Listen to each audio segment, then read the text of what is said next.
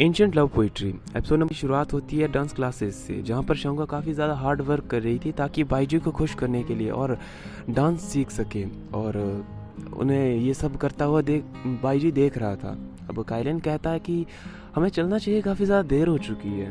बाइजू कहता है मैं थोड़ा ज़्यादा खा लिया था, इसलिए मैं थोड़ी देर यहाँ पे रुकना चाहता हूँ, या यूँ कहें कि वो बहाना मारा था ताकि शंगा को देखता ही रहे। काइलन मजाक में कह देता है लेकिन आपने तो कहा था कि ट्रू गॉड्स पे छोटे मोटे भोजन का कोई असर नहीं होता है, वो तो इन सब चीज़ों से परे हैं। तो बाइजू थोड़ा सा हिचकिचाते हैं और वहाँ से चले जाते हैं। शंगा भी उन्हें नोटिस कर रही थी, इसलिए मनी मन खुश होती है। अब नेक्स्ट सीन दिखाया जाता है शंगा जहाँ पर काफ़ी ज़्यादा सज धज के चांगवांग हॉल की ओर चली जाती है और बाइजू से मिलने के लिए काफ़ी ज़्यादा बेताब थी। वो अपनी जो ड्रेस पहनी थी उसे बाइजू को दिखाना चाहती थी। उसने आज उसकी फेवरेट ड्रेस पहनी थी लेकिन उसे नहीं मिलता है। अब वो अपना जो पतंग होती है उसे उठा के कहीं जाने लगती है। दरअसल ये पतंग उसके लिए ख़ास था क्योंकि इसी की वजह से उसने बाइजू के साथ काफ़ी ज़्यादा अच्छा मोमेंट स्पेंड करा था। लेकिन इसी टाइम जो गॉड ऑफ स्नो होती है वो वहाँ से क्रॉस होती है और उसकी वजह से उसके पतंग टूट जाता है। बाइजू काफ़ी गुस्सा हो जाती है और कहती है कि चांगवांग हॉल में कोई भी गॉडेस अलाउ नहीं है, तो तुम यहाँ पर क्या कर रही हो। और यहाँ पर चांगवांग हॉल की इस टॉपिक पर गॉडेस ऑफ स्नो और शंगा के बीच बहस हो जाती है और गॉडेस ऑफ स्नो से कह देती है कि तुम क्वालिफाइड ही नहीं हो कि चांगवांग हॉल में आ सको।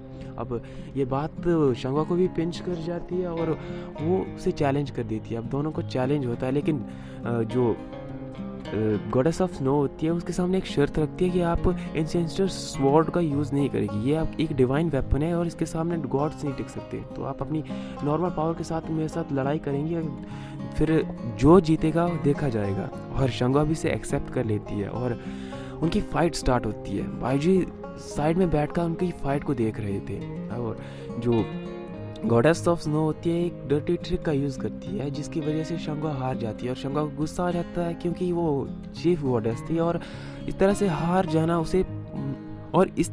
जाना उसे मंजूर नहीं था और उस पर वो एंसेस्टर स्वॉर्ड का यूज़ कर देती है। अब गॉडेस ऑफ स्नो कहती है कि आपने प्रॉमिस करा था कि आप इससे यूज़ नहीं करेंगी, अगर मैंने कोई गलती करी हो तो मुझे माफ़ कर देना, लेकिन आप हार चुकी हो। अब बाइजू थोड़ी देर तो रुकते हैं लेकिन इसके बाद वो अपनी पावर का यूज़ करते हैं और सब कुछ जैसे शांत हो जाता है। बाइजू की पावर इतनी ज़्यादा थी, इस बात से आप गेस कर सकते हैं कि एंसेस्टर स्वॉर्ड हो गया या फिर ट्विन स्पीयर हो गया। वो हर किसी को उठा सकते थे, कोई और उसे नहीं उठा सकता था। और रही ताइकिंग स्पीयर की बात, तो ताइकिंग स्पीयर बाइजू का डिवाइन वेपन था और जिसे सिर्फ बाइजू ही उठा सकता था। लेकिन अब गॉडेस ऑफ स्नो चली जाती है बाइजू के पास और माफ़ी मांगते हुए कहती है कि इसमें मेरी कोई गलती नहीं, ये सब हरग्रेस्त के कहने पर मैंने किया है। अब बाइजू इस पर गुस्सा होते हैं और कहते हैं कि तुम्हें इस तरह की डर्टी ट्रिक कैसे यूज़ कर सकती हो। अब शंगा भी वहाँ पे आ जाती है और शंगा को लगता है कि बाइजू उसकी सपोर्ट करेंगे, लेकिन बाइजू उल्टा उसे डांट देते हैं और कहते हैं कि तुम इस तरह की डर्टी ट्रिक में कैसे फंस सकती हो, तुम चीफ गॉडेस हो और अगर इस तरह से लड़ाई करोगी तो तुम आसानी से किसी के भी जाल में फंस सकती हो। और या यूँ कहें तो एक नॉर्मल सी गॉडेस ने उसे अपने जाल में फंसा लिया था। अब शंगा नाराज़ हो जाती है। बाइजू कहता है कि क्या कारण था कि तुमने गॉडेस ऑफ स्नो को इस तरह से लड़ाई के लिए चुनौती दी थी। अब शंगा पतंग का रीज़न देती है तो बाइजू कहता है कि नॉर्मल सी पतंग के लिए तुम इस तरह से 3D को संकट में डालोगी। तो शंगा कहती है कि वो सिर्फ नॉर्मल सी पतंग तुम्हारे लिए होगी लेकिन मेरे लिए नहीं थी, और वहाँ से चली जाती है। वहाँ नेक्स्ट सीन में हमें दिखाया जाता है कि जहाँ पर गॉडेस ऑफ स्नो बाइजू के पास आके उनसे माफ़ी मांगती है और कहती है कि मैं अपनी गलती के लिए शर्मिंदा हूँ। तो बाइजू कहता है कि तुम्हें माफ़ी मुझसे नहीं बल्कि शंगा से मांगनी होगी, और वो उसके अंदर से उसके हज़ारों सालों की जो कल्टीवेशन है उसे खींच लेता है और एक स्पिरिचुअल पर्ल के रूप में बाहर निकाल लेता है और कहता है कि ये तुम्हारी माफ़ीनामे के तौर पर मैं ले रहा हूँ। और अब जो गॉडेस ऑफ स्नो होती है वो काफ़ी वीक महसूस करती है, लेकिन बाइजू उस पर्ल को काइलन के हाथों शंगा के पास भिजवा देता है। वहाँ शंगा की बात की जाए तो वो अपनी एंसेस्टर स्वॉर्ड के साथ बातें कर रही थी। दरअसल उसे बुरा लग रहा था क्योंकि बाइजू ने उसकी सपोर्ट नहीं करी थी और उसके जिसके साथ उनके हैप्पीएस्ट मोमेंट जुड़े थे उसकी वैल्यू को नहीं समझा था। अब जैसे ही उस पर्ल को उसके सामने रखा जाता है तो वो कहती है कि उसे ये नहीं चाहिए, और उसे लग रहा था कि गॉडेस ऑफ स्नो ने ये खुद दिया है, लेकिन अगर वो जानती कि बाइजू ने ऐसा किया है तो वो ज़रूर एक्सेप्ट कर लेती है। अब हमें नेक्स्ट सीन दिखाया जाता है जहाँ पर जिंगयांग, त्यांची और जो बाईजी होते हैं साथ में एक हॉल में इकट्ठे होते हैं, और उन्होंने शंगवा को भी बुलाया होता है। त्यांची बाईजी पे टोंट मारते हुए कहता है कि शंगवा अब तुम्हारे साथ तो नहीं रहना चाहती, वो मेरे साथ रहना चाहती है और तुम उसे टीच करने में फेल हो चुके हो। शंगवा भी इतने में वहाँ पे आ जाती है, और जहाँ पर जिंगयांग जो है अपनी चालाकी से शंगवा को कन्विंस कर लेता है। वो बताता है कि बाईजी ने ही गॉडेस ऑफ स्नो के अंदर से उसकी हज़ारों सालों की कल्टीवेशन को एज अ माफ़ीनामे के तौर पर तुम्हारे लिए निकाला था और तुम्हें सेंड करा था, जिस पर जो शंगवा का गुस्सा गायब हो जाता है। अब त्यांची कहता है कि क्या तुम इससे और ज़्यादा गुस्सा नहीं हो? तो शंगवा कहती है कि नहीं, मैं गुस्सा नहीं हूँ, और त्यांची बेचारा परेशान हो जाता है। अब शंगवा वहाँ से जाने लगती है। इसके बाद हमें सीन दिखाया जाता है जहाँ बाईजू एक पतंग बना रहे होते हैं, वही पतंग जो कि गॉडेस ऑफ स्नो की वजह से टूट चुकी थी। अब बाईजू कहता है कि इसे साइड में रख दो, और शंगवा को फैंगलैंड के बारे में न्यूज़ देने के लिए कहता है, लेकिन कैलिन कहता है कि आप खुद नहीं जाएंगे, लेकिन बाईजू कहता है कि वो नहीं जाएगा। अब हमें सीन दिखाया जाता है जहाँ पर एल्डर फैंग जो है बाईजू और शंगवा से मिलने के लिए आए थे। दरअसल उनके पास एक बहुत बड़ी समस्या थी। समस्या ये थी कि जो वूशी था, वूशी यानी कि फैंगलैंड का रक्षक, जो कि हज़ारों लाखों सालों से फैंगलैंड की रक्षा किया जा रहा था, उसने क्वीन ऑफ फायर फ्यूनेक्स की स्पिरिट को चुरा लिया था, और 3 दिन के अंदर जो क्वीन ऑफ फायर फ्यूनेक्स है वो रीबर्थ लेने वाली थी। तो लेकिन इससे पहले ही वूशी उसे चुरा कर ले चुका था। अब शंगवा इसका रीज़न पूछती है तो एल्डर फैंग बताते हैं कि वूशी और फांगियान साथ में पले बड़े हैं, और यही कारण है कि उन दोनों के बीच एक लव अफेक्शन सा बन चुका था। वो सभी जानते हैं कि रीबर्थ के बाद जो क्वीन ऑफ फायर फ्यूनेक्स है वो अपनी सारी की सारी पास्ट लाइफ की यादें हैं उन्हें भूल जाएगी। तो यही डर वूशी को सता रहा था, इसलिए उसने उसकी स्पिरिट को चुरा लिया है और उसके साथ रहना चाहता है। वो दोनों एक दूसरे से प्यार करते हैं।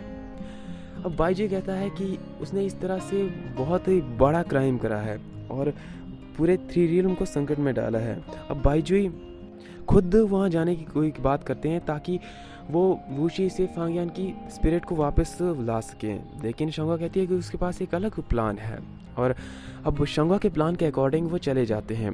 प्लान के अकॉर्डिंग वो लोअर रील में चले जाते हैं जहाँ पर एक रेस्टोरेंट में रुकते हैं। अब हमें वूशी का सीन दिखाया जाता है जो अपनी पावर का यूज़ करता है और जो फांगियान होती है उसे उसकी एक्चुअल फॉर्म में ले आता है। अब वो फांगियान से पहले तो माफ़ी मांगता है कि उसने उसकी स्पिरिट को चुराया था, लेकिन बाद में अपने लव को कन्फेस कर देता है। अब फांगियान भी उससे कहती है कि तुमने इस तरह से पूरे फांगक्लैन को संकट में डाला है, लेकिन वूशी को कोई भी गिल्ट नहीं था। वो फांगियान से बहुत ही ज़्यादा प्यार करता था।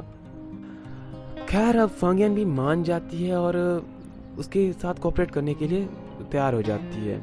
वूशी को पता चल जाता है कि जो कोई बहुत ही ज़्यादा पावरफुल गॉड उनके पीछे यहाँ पर आया हुआ है और स्पिरिचुअल बेल की आवाज़ को वो महसूस कर सकता था। इसीलिए उसने डिसाइड करा कि वो बाईजुई और शंगवा को डिस्ट्रैक्ट करेगा और वो फांगियान को वहीं उसी होटल रूम में छोड़ देता है और बाईजुई पर हमला कर देता है, और या यूँ कहें तो उसे डिस्ट्रैक्ट करता है। बाईजुई के साथ मुकाबला करना तो उसके बस की बात नहीं थी, लेकिन उसे डिस्ट्रैक्ट कर देता है और बाईजुई उसके पीछे चला जाता है। लेकिन शंगवा नहीं चाहती है, और क्योंकि शंगवा काफ़ी ज़्यादा चालाक थी, उसे शक होने लगता है कि वो जानता है कि बाईजुई के साथ उसका कोई मुकाबला नहीं है, तो उसने क्यों करा। अब उसे समझ आ जाता है कि फांगियान इसी रूम में है, तो वो एक सर्वेंट के रूप में वहाँ जाती है और वूशी के फांगियान के रूम के बाहर जाके उनसे कुछ पूछने लगती है। वो अपनी बातों में फांगियान को फंसा लेती है और उसके साथ अंदर चली जाती है और साथ में बैठ के खाती है और कुछ ड्रिंक भी करती है।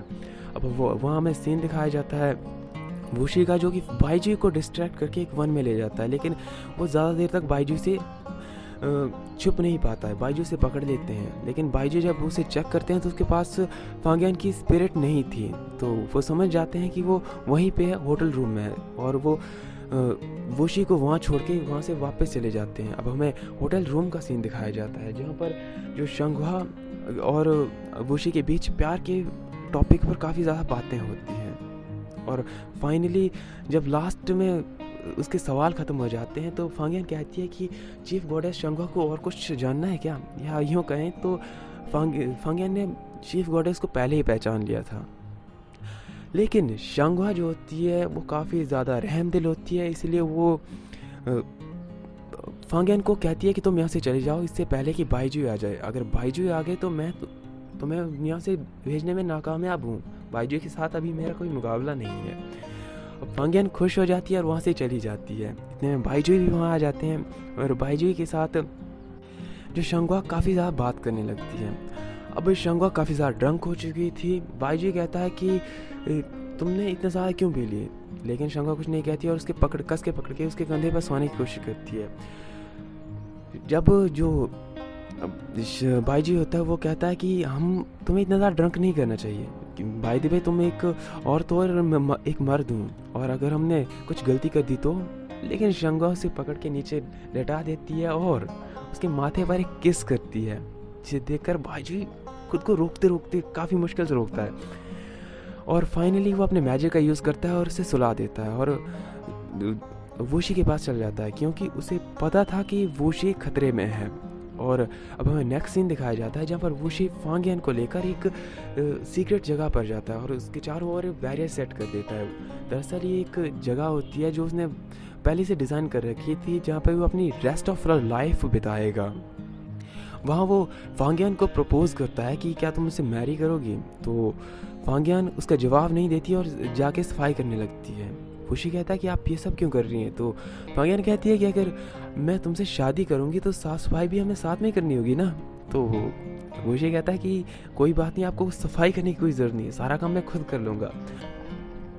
फांगियन को लगता है कि वो वोशी पर बर्डन होने वाली है क्योंकि वो वीक थी और उसकी कल्टीवेशन अभी तक पूरी नहीं थी। लेकिन वोशी कहता है कि ऐसी कोई बात नहीं है। इतने में उनके जो घर पर कोई हमला कर देता है, या यूँ कहें कि उनके जो चारों ओर बैरियर था उसे कोई ब्रेक कर देता है।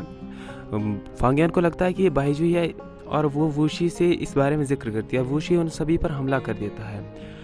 वो कहते हैं कि वोशी वहाँ से निकल जाए और क्वीन ऑफ फायर फ्यूनेक्स की स्पिरिट उन्हें लौटा दे, लेकिन वोशी उन्हें अलाउ नहीं करता है और उन पर हमला कर देता है और काफ़ी ज़्यादा फाइट होने लगती है। वहाँ हमें शंघुआ का सीन दिखाया जाता है जो नींद से जाग जाती है और जैसे ही जागती है सोचने लगती है मैंने उसे किस करा, इम्पॉसिबल, और उसे विश्वास नहीं हो रहा था कि उसने भाईजी को किस करा है। और यहीं पे एपिसोड नंबर 6 समाप्त हो जाता है। आगे का एपिसोड देखने के लिए चैनल को सब्सक्राइब करना ना भूलें।